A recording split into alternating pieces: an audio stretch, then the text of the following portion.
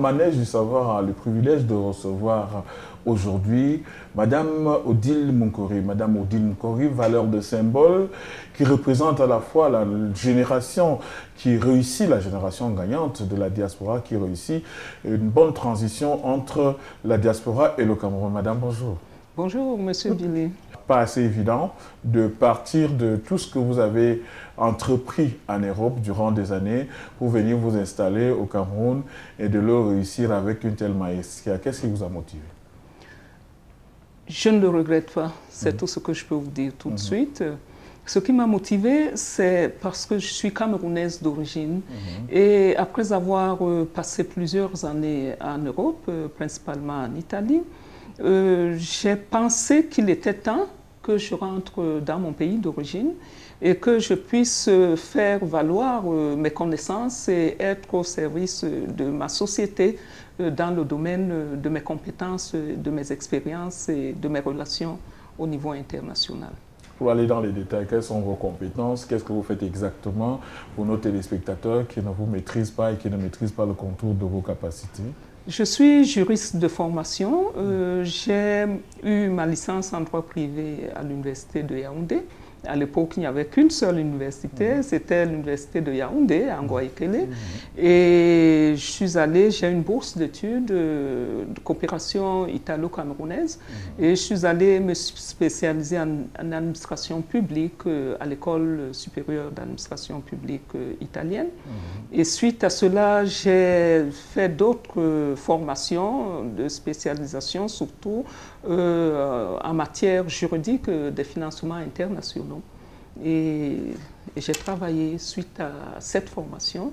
J'ai été recrutée dans le domaine de la coopération et j'ai travaillé pendant longtemps en tant qu'employée et en m'occupant surtout des pays de l'Afrique de l'Ouest.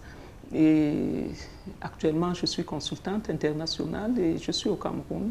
Et je suis aussi administrateur d'une société créée par mon mari et moi.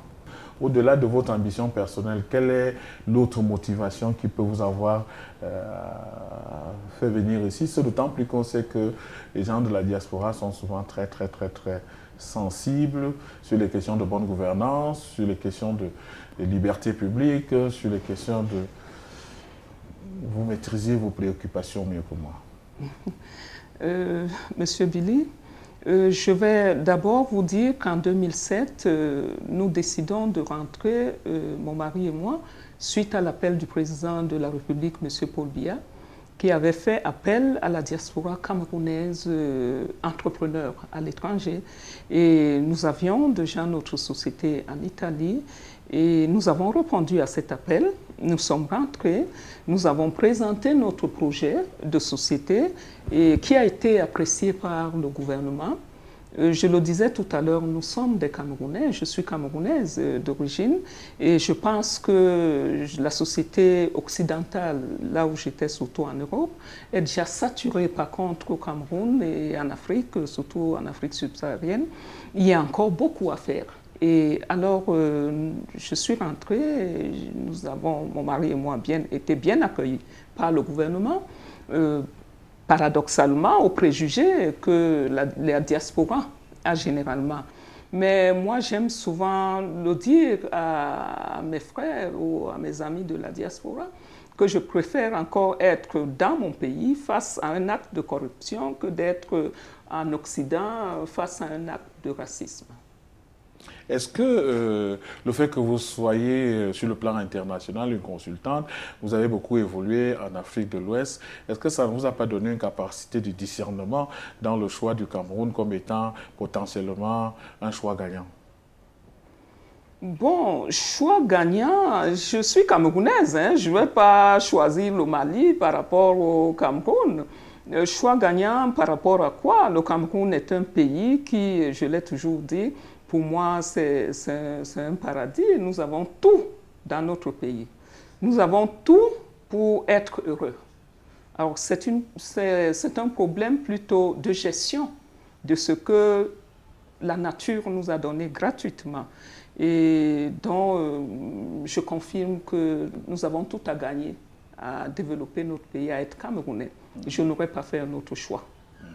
Donc concrètement, vous arrivez au Cameroun, vous vous impliquez avec quelques difficultés? Les difficultés d'intégration, c'est paradoxal parce que quand je dis que je suis d'origine camerounaise, je suis partie d'ici, je vous l'ai dit tout à l'heure, avec la licence, donc j'étais déjà suffisamment grande. Mais après 23 ans environ de retour au pays, je me suis quand même trouvée face à une certaine façon de faire qui me crée jusqu'à présent certaines difficultés d'intégration.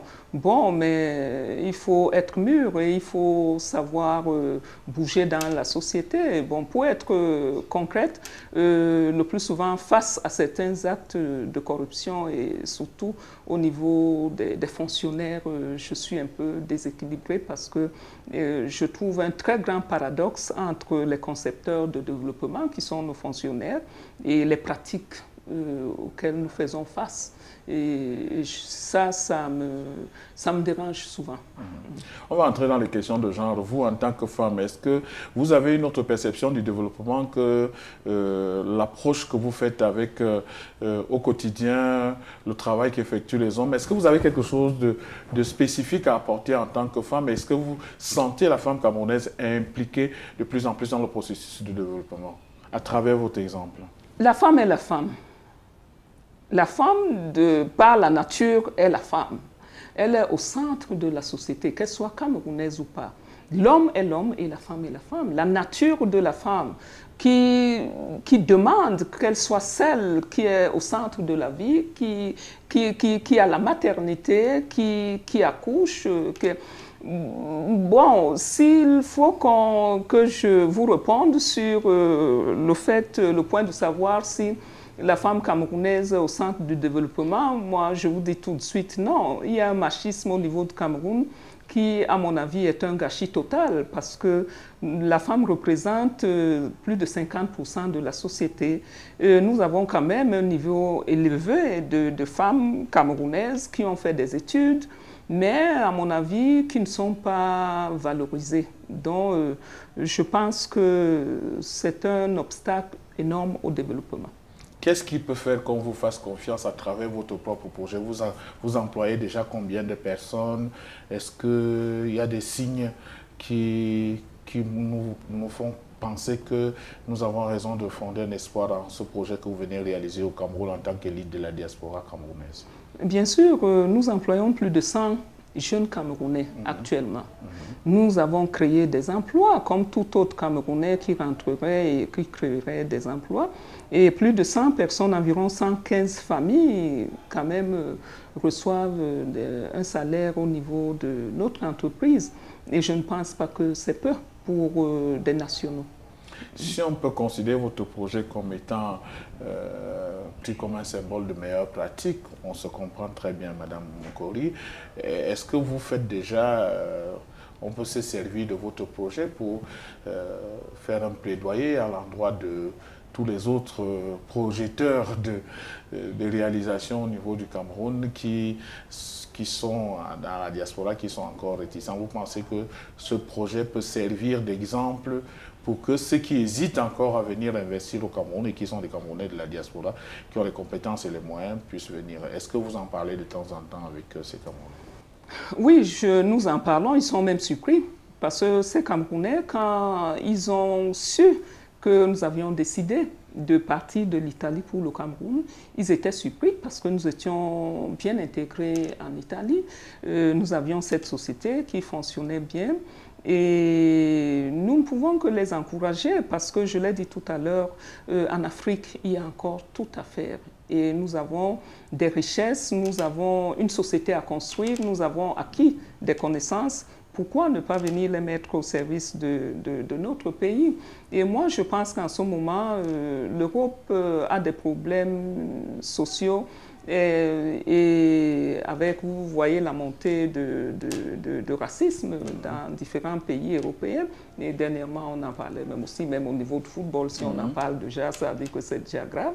Et donc, je pense que les Camerounais ont tout intérêt à rentrer au Cameroun. Ce n'est pas facile. Ce n'est pas facile. Je pense que tout Camerounais, après 3 ans de vie, et après mon retour au Cameroun, qui veut rentrer investir au Cameroun, nécessite un accompagnement pour ne pas être choqué, pour ne pas être blessé, pour ne pas tout perdre. Parce que ce n'est pas facile de toutes les façons, mais je conseillerais à tout Camerounais de la diaspora, s'il peut, de rentrer, investir dans son pays et mettre ses connaissances au service du pays parce que nous en avons besoin de ce côté. Mais je tiens quand même à vous dire une chose, Monsieur Billy, j'ai quand même une préoccupation en tant que Camerounaise, en tant que femme, pour le développement de notre société camerounaise. J'ai remarqué qu'on ne met pas l'accent sur la création des richesses au Cameroun. La jeunesse est généralement orientée vers la fonction publique. Mais je ne sais pas comment on peut développer un pays, et surtout le nôtre, qui a autant de ressources, avec des ressources humaines, qui sont en majorité des concepteurs, des personnes qui doivent orienter le développement du pays et au détriment de la production des richesses. Je parle du secteur privé.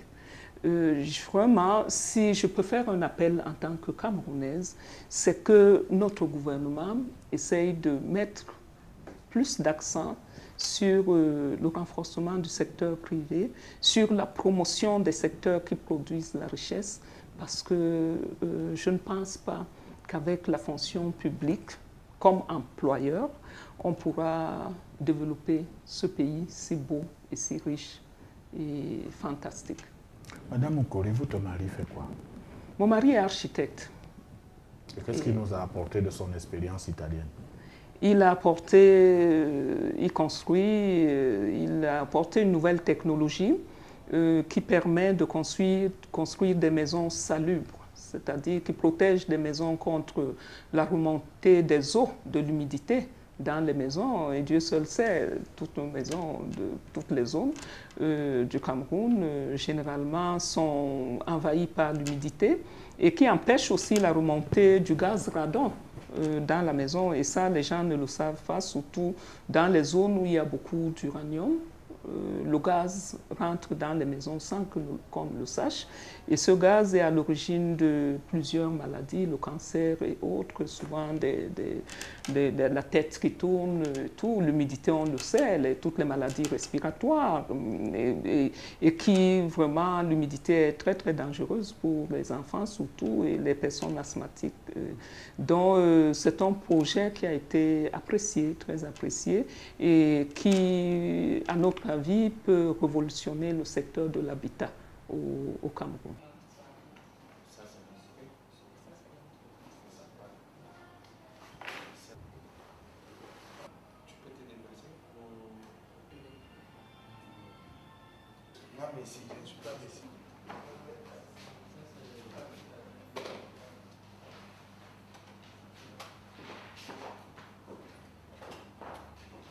Merci, madame, de me recevoir dans le jardin de votre domicile. Il vous arrive souvent de lire les journaux du Cameroun ou les gens de la diaspora J'en lis tous les jours. Il faut être informé. J'en lis tous les jours. Et qu'est-ce qui vous intéresse ou qu'est-ce qui vous préoccupe dans les informations qui sont mises en relief dans ces différents journaux du Cameroun? Et rien ne me choque, hein, rien ne me préoccupe. Je lis tout et je ne peux pas les critiquer. Bon, l'authenticité des informations, bon, ça c'est une autre chose, mais je lis tout. J'imagine que une dame de votre dimension a quand même des moments assez particuliers pour la famille, nonobstant le fait que vous dirigez de grands projets, votre époux et vous. Monsieur Billy, une femme accomplie est celle qui a une famille, qui s'en occupe, son mari, ses enfants, les autres membres de la famille et ses occupations. Donc, je suis une femme complète, accomplie. Donc, j'essaye d'équilibrer les choses. Quand vous voyez la Camerounaise aujourd'hui, on vous considère comme étant des femmes dynamiques. Quand vous faites l'analyse, vraiment une introspective entre vous, les femmes camerounaises, la Camerounaise se distingue par quoi? Par son esprit un peu frondeur. Par rapport aux autres femmes? Par rapport aux autres femmes, par rapport aux hommes. Une femme est une femme. Et elle devrait rester femme. Un homme est un homme. Et il doit rester un homme. La femme a ses obligations sociales. Et en plus de la nature qui a fait qu'elle soit une mère, même celles qui n'ont pas accouché ont quand même l'instinct de maternité. Elle a un rôle très important dans la société dont la femme se distingue de l'homme et l'homme se distingue de la femme de par leur nature.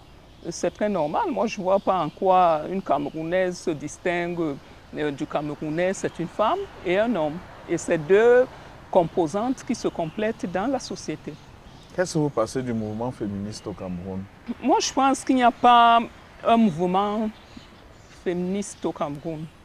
Je pense qu'il y a des femmes qui revendiquent des droits et des femmes qui ne savent, qui ont oublié ou bien qui se sont éloignées de leur rôle, de leur nature de femme. Et dans ce cadre-là, je pense que c'est plutôt le désordre.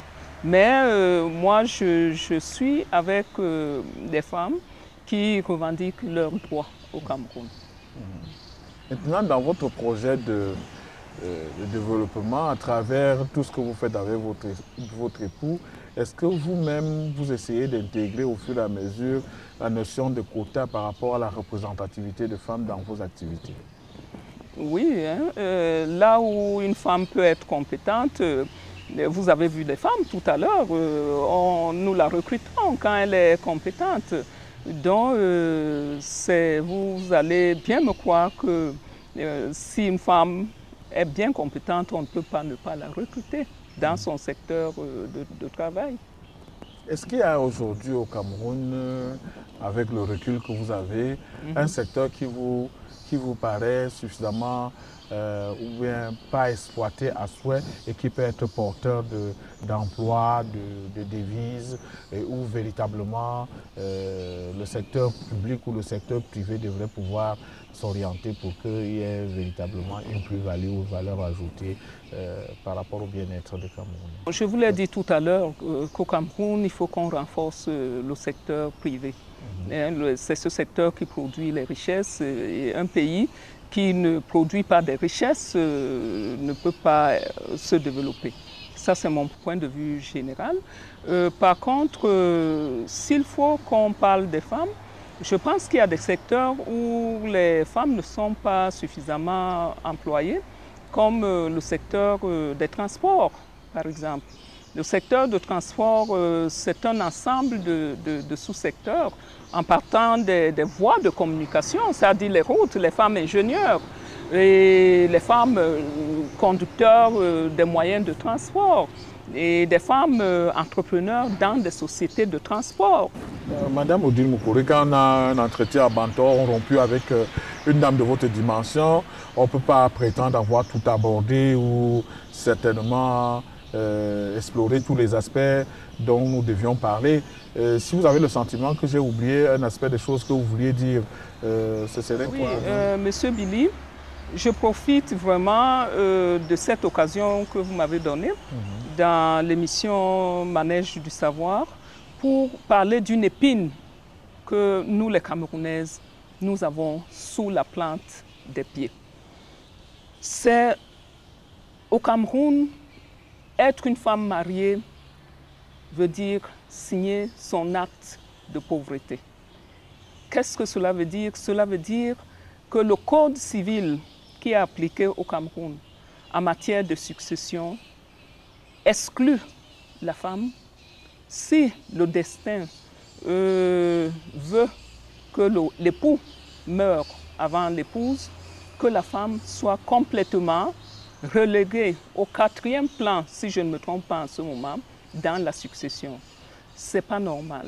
Si cette femme, durant toute sa vie, a travaillé avec son mari, elle a respecté son mari, elle a laissé que dans les actes, les documents de propriété, d'achat des biens de famille, qu'il ne figure que le nom de son époux par respect, parce que c'est le chef de famille, il n'est pas normal qu'en cas de décès de son époux, qu'elle soit complètement ignorée. Elle n'est qu'une usufruitière, c'est-à-dire les ayants droit, c'est d'abord les enfants, après c'est la famille de monsieur, jusqu'à la 4e génération, et la femme vient bien après. Et ce qu'on vit aujourd'hui, encore en 2011 au Cameroun, c'est que nous voyons des veuves qui se retrouvent sans absolument rien, même pas le nécessaire pour s'occuper de leurs enfants, surtout si ces enfants sont mineurs, c'est-à-dire tout revient à la famille de l'époux défunt. Alors, on ne peut remédier à ce problème qu'avec un code de la famille. Nous avons les pays voisins qui ont déjà adopté ce code de la famille qui comble ce vide qu'on a dans le code civil. Pourquoi au Cameroun, depuis plus de 10 ans, ce projet de loi est dans les tiroirs? Il est en cours d'élaboration. Non, il a été élaboré, il est dans les tiroirs, dans les ministères, MINPROF. Et en ce moment, mes dernières informations, je ne sais pas si elles sont vraies, c'est au niveau du ministère des Affaires sociales, ce n'est pas normal. C'est-à-dire qu'être une femme mariée au Cameroun, où tu exiges tout le temps que quand vous faites des achats, des biens immobiliers, surtout de famille, qui est la copropriété, ou bien le mari décide d'attribuer les biens à sa femme. Ou bien vous entrez dans un système de biens séparés. Ça peut pas se faire à ce oui, niveau. bien séparés, oui, mais est-ce que c'est ce qu'on veut? Est-ce que c'est ce qu'on veut? Dans notre mentalité d'Africaine, quand on se marie, bien séparé, bien commun, ça joue bien quand on divorce. Bon, c'est clair, mais quand le mari décède, même si vous étiez en bien commun, vous n'avez droit à rien. Rien n'est prévu dans le code civil pour la femme. Quelles sont donc les stratégies de plaidoyer que vous, les femmes fortes de tête, déployez pour que votre cause soit entendue, s'il faut parler ainsi? Parce que chaque fois qu'on vous donne l'occasion, la fête de la femme, le 8 mars et tout ça, ça fête, ça danse, alors que ce serait à ce moment-là que les femmes devraient se mobiliser pour parler de leurs préoccupations, parce qu'elles me semblent pertinentes, madame. Je pense quand même qu'au Cameroun, tout à l'heure, je vous parlais de 2 catégories de femmes. Je vous parlais des femmes qui revendiquent leurs droits. Il y a quand même des associations qui sont là, qui revendiquent depuis plus de 10 ans. Il y a l'association des femmes juristes, il y a d'autres associations qui existent, qui sont au Cameroun. Et ici, il y a aussi une majorité de femmes qui n'ont pas compris le sens de la fête du 8 mars. Moi, généralement, je dis que le 8 mars, chez moi, c'est le 1er janvier jusqu'au 31 décembre. Ce n'est pas seulement le 8 mars. Les droits se revendiquent tout le temps. Et comme moi, je pense qu'il y a plusieurs Camerounaises qui revendiquent ces droits. Ce que je suis en train de faire là en ce moment, c'est un appel.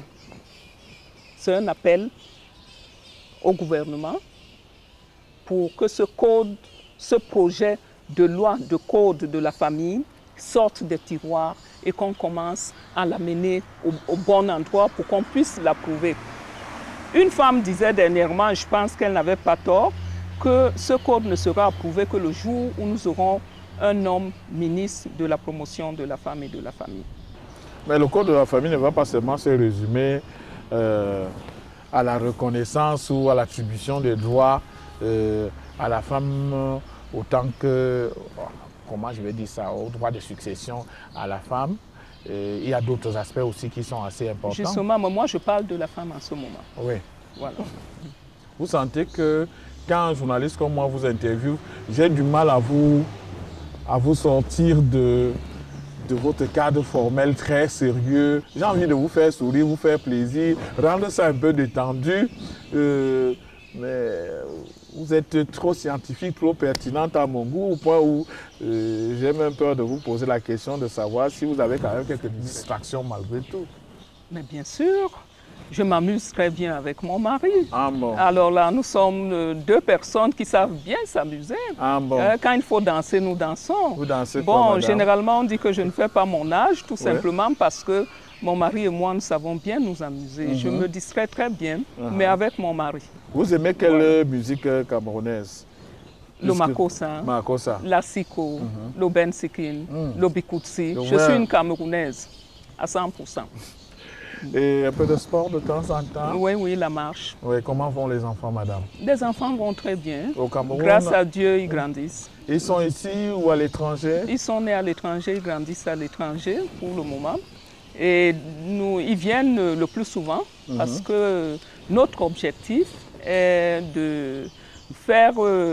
d'inculquer à ces enfants leur identité, leurs origines.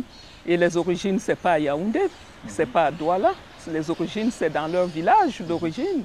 Ils sont originaires des îles Ewodi, c'est des Ewodi, de Maman Bassa, dont on essaie. Bassa des Eka, de Nyong Ekele. Voilà. Yendoki. Yengon Longon.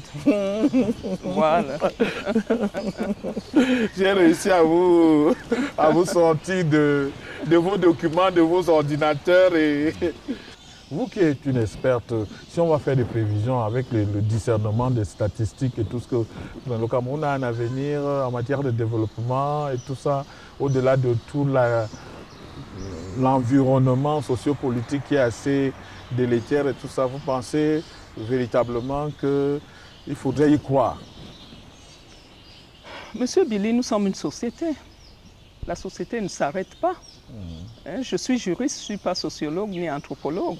Mais toute société est en évolution. Nous avons tout pour... même dans le désert, il n'y a que le sable. Il y a le nécessaire pour que les gens, les êtres qui y sont, humains ou bien des animaux, puissent vivre. Ils y trouvent leur compte. Et je répète encore, nous sommes au Cameroun. Dieu nous a bénis. Nous avons tout au Cameroun. Donc c'est une question de gestion de ce que nous avons pour être vraiment heureux et nos enfants, notre descendance. Je vous remercie de m'avoir reçu chez vous. C'est moi qui vous remercie de m'avoir invité dans votre belle émission Manège du savoir. Merci, madame. Je vous en prie.